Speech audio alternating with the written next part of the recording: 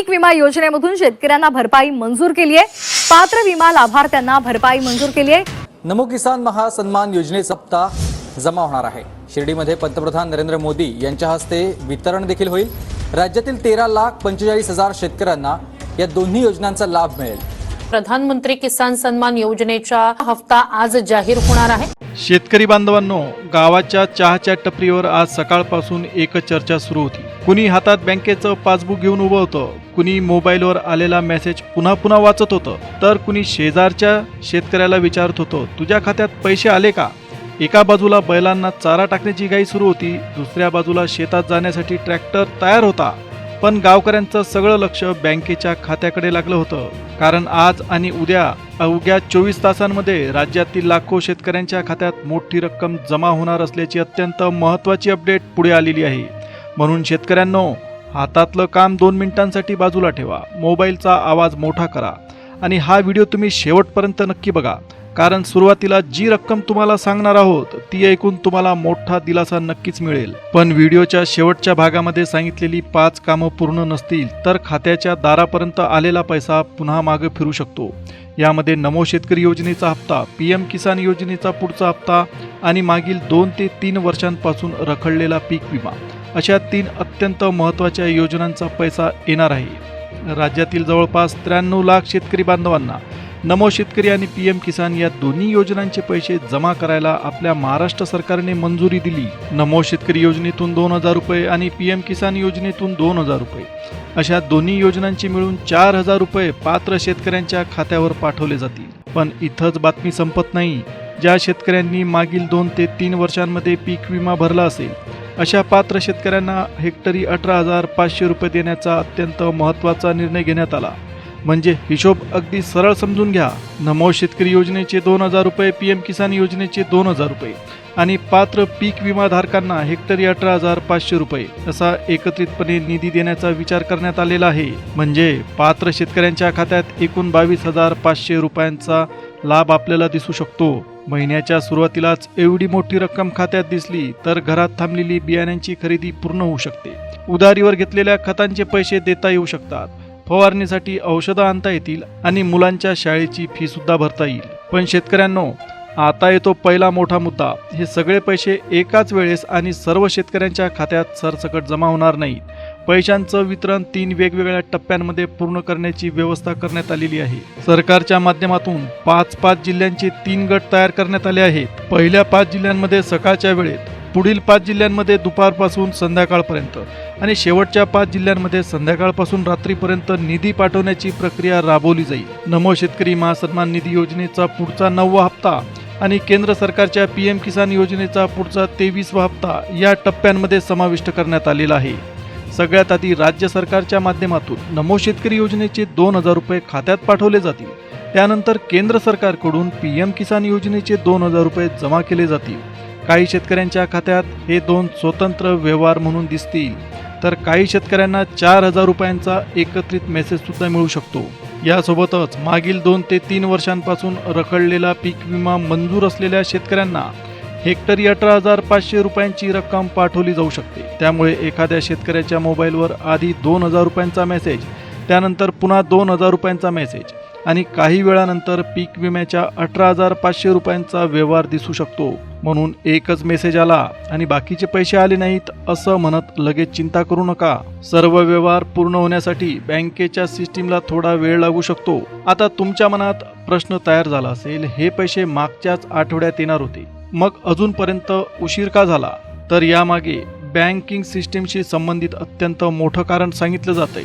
State Bank of India, bank of Maharashtra, bank of India, त्यानंतर आहे India Post Payment bank, या 4 महत्त्वाच्या बँकांच्या सर्व्हरमध्ये काही टेक्निकल प्रॉब्लेम आल्यामुळे काही खात्यांमध्ये पैसे पाठवण्याची प्रक्रिया वेळेत पूर्ण झालेली नाही। गावाकडे अनेक शेतकऱ्यांची खाती या 4 बँकांमध्ये उघडलेली दिसतात। कुणाचं पीक कर्जाचं खातं स्टेट बँकेत असतं, कुणाचं बचत खातं बँक ऑफ महाराष्ट्रामध्ये असतं, तर काही वृद्ध शेतकऱ्यांनी पोस्टाच्या माध्यमातून खातं सुरू केलेलं असतं। त्यामुळे सर्व्हरची अडचण झाली की एका गावातील शेकडो शेतकऱ्यांच्या व्यवहारांवर त्याचा परिणाम होतो। आता मात्र सर्व्हरची प्रक्रिया एकदम सुरळीत करून डायरेक्ट बेनिफिट ट्रान्सफर म्हणजे डीबीटीच्या माध्यमातून पैसे पाठवण्याचं काम पुन्हा वेगाने सुरू झाल्याचं सांगण्यात आलं आहे। डीबीटी म्हणजे सरकारकडून मिळणारी रक्कम कोणत्याही मध्यस्थाशिवाय थेट लाभार्थ्यांच्या बँक खात्यामध्ये जमा करण्याची अत्यंत महत्त्वाची पद्धत. म्हणजे गावातील कुणाकडे कर्ज घेण्याची गरज नाही, कुणाला पैसे देण्याची गरज नाही आणि निधी मिळवण्यासाठी वेगळा एजंट लावण्याची सुद्धा तुम्हाला गरज पडणार नाही. सरकारी नोंदीमध्ये तुमचं नाव पात्र असेल, आधार आणि बँक खात्याची माहिती बरोबर असेल तर निधी थेट खात्यामध्ये पाठवला जाऊ शकतो. या संपूर्ण वितरणासाठी सुमारे 2,350 कोटी रुपयांचा निधी मंजूर करण्यात आला. आज आणि उद्याच्या 24 तासांमध्ये पहिल्या टप्प्यातील 15 जिल्ह्यांमध्ये पैसे पोहोचवण्याचं नियोजन करण्यात आलंय. मात्र इतके दिवस कधी आज पैसे येणार, कधी उद्या जमा होणार अशा वेगवेगळ्या चर्चा गावोगावी सुरू होत्या. शेतकऱ्यांना नेमका दिवस आणि वेळ कुणी ठामपणे सांगत नव्हतं. आता मात्र निधी वाटपाला सुरुवात झाल्याची माहिती पुढे येऊ लागली आहे. पण आता येतो दुसरा आणि अनेकांच्या मनातला सर्वात मोठा प्रश्न. राज्यातील प्रत्येक शेतकऱ्याला हे पैसे सरसकट मिळणार का? तर त्याचं उत्तर नाही. राज्यामध्ये एकूण 36 जिल्हे आहेत, तरी पहिल्या टप्प्यामध्ये फक्त 15 जिल्ह्यांची निवड करण्यात आली. उर्वरित 21 जिल्ह्यांमधील पात्र शेतकऱ्यांना पुढील टप्प्यासाठी 15 ऑगस्टपर्यंत प्रतीक्षा करावी लागू शकते. पैसे लवकर पोहोचावेत आणि बँकांवर एकाच वेळी मोठा ताण पडू नये यासाठी वितरण वेगवेगळ्या टप्प्यांमध्ये करण्याचं नियोजन करण्यात आलंय. सरकारच्या माध्यमातून GR काढल्यानंतर आणि डीबीटीचं बटन सक्रिय म्हणजे ॲक्टिव्ह केल्यानंतर पात्र लाभार्थ्यांच्या खात्यावर रक्कम पाठवण्याची कॉम्प्युटरची सिस्टीम सुरू होते. यामध्ये पात्रतेच्या 5 नियमांमधून उत्तीर्ण होणाऱ्या शेतकऱ्यांनाच निधी वेळेवर मिळू शकतो. त्यामुळे मागच्या वेळी नमो किंवा PM किसानचा हप्ता मिळाला म्हणजे यावेळी सुद्धा कोणतीही तपासणी न होता पैसे जमा होतील असं तुम्ही बिलकुल गृहीत धरू नका. आता यामध्ये आपल्याला सगळे नियम समजून घेणं सुद्धा इम्पॉर्टंट आहे. पहिला नियम घरातील लाभार्थ्यांच्या संख्येशी संबंधित आहे. एका कुटुंबामध्ये नमो शेतकरी आणि PM किसान योजनेचा लाभ एका पात्र व्यक्तीने घ्यावा अशी तपासणी केली जाईल. काही घरांमध्ये वडील, मोठा मुलगा, लहान मुलगा आणि इतर सदस्य अशा 4 ते 5 व्यक्तींच्या नावावर स्वतंत्र हप्ते घेतले जातात. अशा प्रकरणांची तपासणी करून एकाच घरातील अतिरिक्त लाभार्थ्यांना योजनेतून बाहेर काढण्याचं काम आता युद्ध पातळीवर सुरू आहे. नमो शेतकरी योजनेचा हप्ता, PM किसान योजनेचा हप्ता आणि घरातील पात्र महिलेला लाडकी बहीण योजनेचे 1,500 रुपये मिळत असतील तर हे तिन्ही लाभ वेगवेगळे मानले जातील. मात्र नमो आणि PM किसानच्या एकाच प्रकारच्या लाभासाठी घरातील अनेक व्यक्तींची नोंद आढळली तर त्याची तपासणी होऊ शकते. म्हणून कुटुंबातील जमीन, वारस नोंद, स्वतंत्र खातं आणि पात्रतेची माहिती स्पष्ट असणं गरजेचं ठरेल. आता अत्यंत महत्त्वाचा दुसरा नियम KYC सोबत जोडलेला आहे आणि इथंच अनेक शेतकऱ्यांचे पैसे अडकतात. लक्षात घ्या. अकोला आणि छत्रपती संभाजीनगर जिल्ह्यातील 2 वेगवेगळ्या शेतकऱ्यांचं उदाहरण तुम्ही समजून घ्या. एका शेतकऱ्याचं खातं स्टेट बँक ऑफ इंडियामध्ये होतं तर दुसऱ्याचं खातं बँक ऑफ महाराष्ट्रामध्ये होतं. दोघांनाही मागील वेळी नमो आणि PM किसानचे हप्ते मिळाले होते. मात्र बँकेने अर्जंट KYC करण्याची सूचना दिल्यानंतर त्यांनी KYC पूर्ण केलेली नाही. शेतकरी अनेकदा पैशांचा मेसेज कधी येतो याकडे लक्ष देतो, पण बँकेने मागितलेली KYC पूर्ण करण्याकडे दुर्लक्ष करतो. 2 महिन्यांपूर्वी गावोगावच्या बँकांसमोर KYC साठी मोठी गर्दी उसळली होती. अनेकांनी वेळेत प्रक्रिया पूर्ण केली, पण काही ग्रामीण भागातील शेतकरी कागदपत्र घेऊन शाखेत गेलेच नाहीत. अशा खात्यांमध्ये सरकारी पैसे पाठवताना व्यवहार थांबवण्याची शक्यता वाढते. तुमची KYC पूर्ण नसेल तर आधार कार्ड, पॅन कार्ड उपलब्ध असल्यास त्याची प्रत, बँकेचे पासबुक आणि नोंदणीकृत मोबाईल क्रमांक घेऊन तुम्ही शाखेत जा. काही बँका मोबाईल बँकिंग किंवा अधिकृत ऑनलाईन सुविधेमधून सुद्धा KYC अपडेट करण्याची व्यवस्था देतात. मात्र तुमच्या खात्याला वेगळी कोणती प्रक्रिया लागू होते हे संबंधित बँकेच्या अधिकृत पद्धतीनुसार एकदा तपासून घ्या. KYC पूर्ण असेल तर व्यवहार अडकण्याचं एक मोठं कारण कमी होऊ शकतं. आता तिसरा नियम आहे फार्मर ID कार्डशी जोडलेला. ज्या शेतकऱ्यांनी योग्य जमीन नोंद, आधार आणि वैयक्तिक माहितीच्या आधारे फार्मर ID कार्ड तयार केलेला असेल त्यांच्या तपासणीची प्रक्रिया तुलनेने सोपी होऊ शकते. मात्र सरकारी योजनेचे पैसे बंद होतील या भीतीनं चुकीची जमीन दाखवून, चुकीचा सर्वे क्रमांक वापरून किंवा चुकीच्या मार्गाने फार्मर ID कार्ड तयार केलेलं दिसून आलं तर नमो, PM किसान आणि पीक विमा या तिन्ही योजनांचा पैसा तुमच्या अकाउंटवर सरकणार नाही. फार्मर ID वरील नाव आधार कार्डवरील नावाशी जुळतंय का? त्यामध्ये दाखवलेली जमीन तुमच्या सातबाऱ्याशी संबंधित आहे का? आणि नोंदवलेला मोबाईल क्रमांक सुरू आहे का? हे तपासणं अत्यंत महत्त्वाचं आहे. चुकीची माहिती दिसली तर संबंधित कृषी कार्यालय, महसूल विभाग किंवा अधिकृत सेवा केंद्रामधून तुम्ही दुरुस्ती करून घ्या.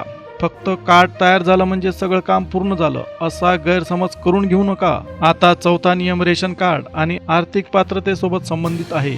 पिवळं किंवा केशरी रेशन कार्ड असलेल्या कुटुंबांना गोरगरीब आणि गरजू कुटुंब म्हणून ओळखतात. त्यामुळे पिवळं किंवा केशरी रेशन कार्ड, फार्मर आयडी, आधार कार्ड आणि बँक खात्याची माहिती योग्य स्थितीत असणाऱ्या पात्र शेतकऱ्यांना डीबीटीच्या माध्यमातून पैसे पाठवताना प्राधान्य मिळू शकतं. यासोबतच घरातील पात्र महिलेला 1500 रुपयांचा लाभ मिळत असेल तर संबंधित कुटुंबाची आर्थिक आणि योजनेतील माहिती एकदा तपासली जाऊ शकते. मात्र घरामध्ये 1500 रुपये येतात म्हणून नमो PM किसान किंवा पीक विमा आपोआप मंजूर होईल असा अर्थ अजिबात काढू नका.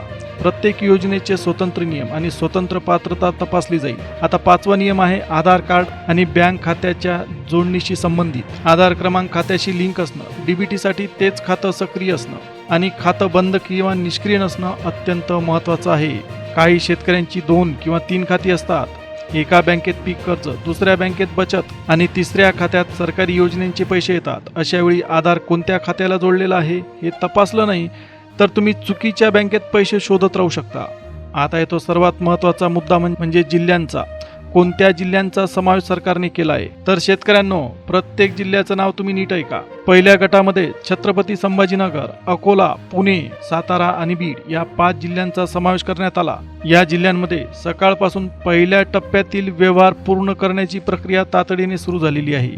छत्रपती संभाजीनगर आणि अकोला जिल्ह्यातील पात्र शेतकऱ्यांना नमोचा 9वा हप्ता, PM किसानचा 23वा हप्ता आणि विमा भरलेला असल्यास हेक्टरी 18,500 रुपयांचा पीक विमा मिळू शकतो. मात्र यासाठी KYC, आधार जोडणी आणि फार्मर ID कार्ड योग्य असणं आवश्यक आहे.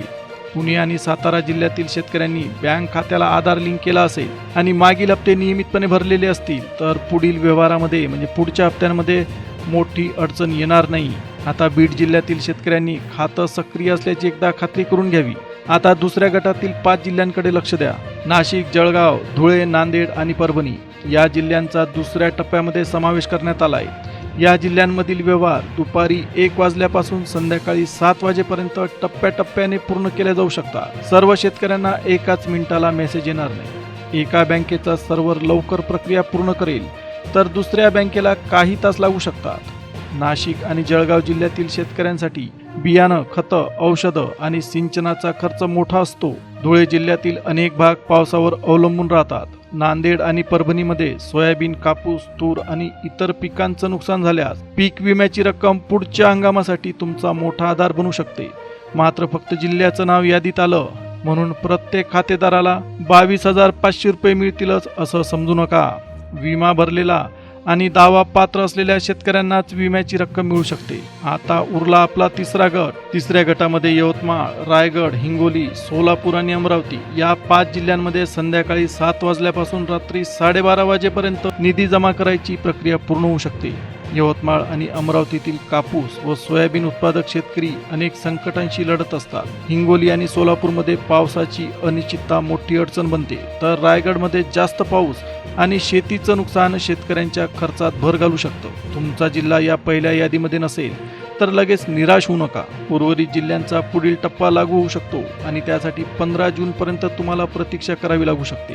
आता येतो बँकांचा महत्त्वाचा मुद्दा. आता या वाटपासाठी एकूण 12 बँकांची निवड करण्यात आली. आता पहिली बँक आहे स्टेट बँक ऑफ इंडिया, दुसरी बँक आहे बँक ऑफ महाराष्ट्र, तिसरी बँक आहे बँक ऑफ इंडिया, चौथी इंडिया पोस्ट पेमेंट बँक, 5वी युनियन बँक ऑफ इंडिया, त्याच्यानंतर 6वी बँक आहे सेंट्रल बँक ऑफ इंडिया, 7वी बँक आहे बँक ऑफ बडोदा, 8वी आहे पंजाब नॅशनल बँक, 9वी बँक आहे कॅनरा बँक, 10वी आहे इंडियन बँक, 11वी आहे HDFC बँक आणि 12वी आहे महाराष्ट्र ग्रामीण बँक.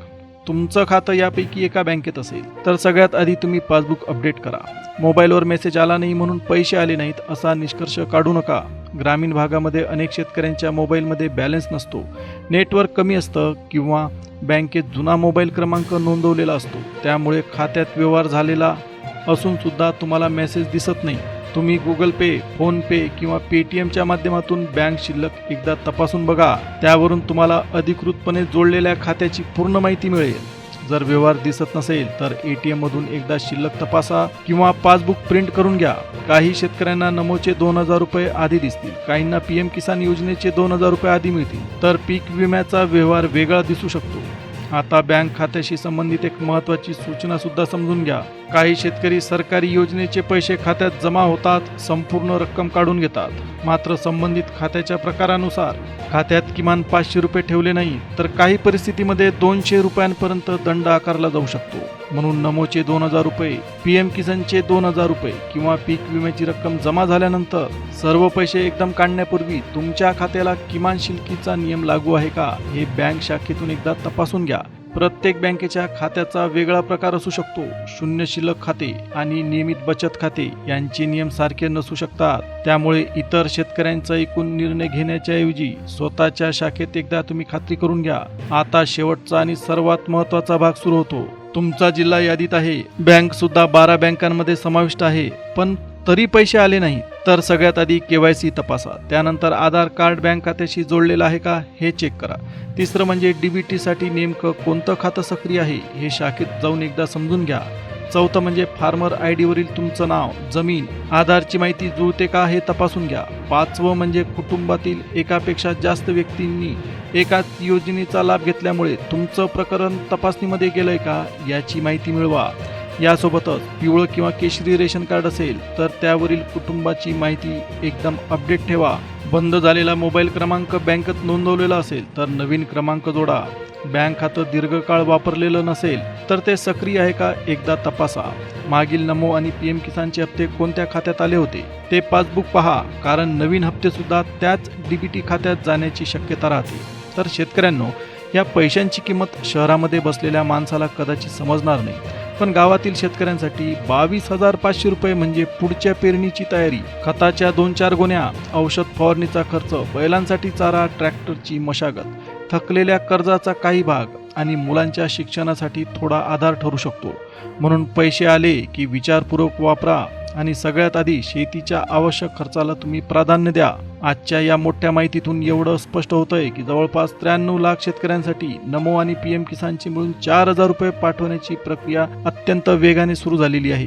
अशा शेतकऱ्यांच्या खात्यात 22,500 रुपयांपर्यंतचा लाभ आपल्याला दिसू शकतो. पहिल्या टप्प्यासाठी 15 जिल्हे आणि वाटपासाठी 12 बँका आणि सकाळ, दुपार आणि संध्याकाळ असे 3 टप्पे तयार करण्यात आले. आता तुमचं काम अगदी सोपं पण अत्यंत महत्त्वाचं ठरेल. सगळ्यात आधी बँक खात्याची शिल्लक तुम्ही तपासून घ्या. मग KYC पूर्ण आहे का हे पहा. आधार आणि DBT खात्याची एकदा खात्री करून घ्या. फार्मर ID वरील तुम्ही माहिती तपासून घ्या आणि कुटुंबातील पात्रतेची नोंद तुम्ही स्पष्ट ठेवा. या 5 गोष्टी योग्य असतील तर व्यवहारामध्ये येणाऱ्या अनेक टेक्निकल प्रॉब्लेम तुम्हाला टाळता येतील. तुमच्या गावातील म्हाताऱ्या शेतकऱ्यांना मोबाईलवर शिल्लक तपासता येत नसेल तर त्यांना पासबुक अपडेट करण्यासाठी मदत करा. एखाद्या शेतकऱ्याला KYC समजत नसेल तर त्याला अधिकृत बँक शाखेत घेऊन जा, कारण तुमच्या एका योग्य मदतीमुळे एखाद्या कुटुंबाला त्याचा हक्काचा निधी वेळेत तपासता येईल. अशाच प्रकारच्या शेतकरी योजना, नमो शेतकरीचे हप्ते, PM किसानचे हप्ते, पीक विमा आणि ग्रामीण भागातील अत्यंत महत्त्वाच्या माहितीसाठी आपल्या चॅनलला सबस्क्राईब करायला विसरू नका.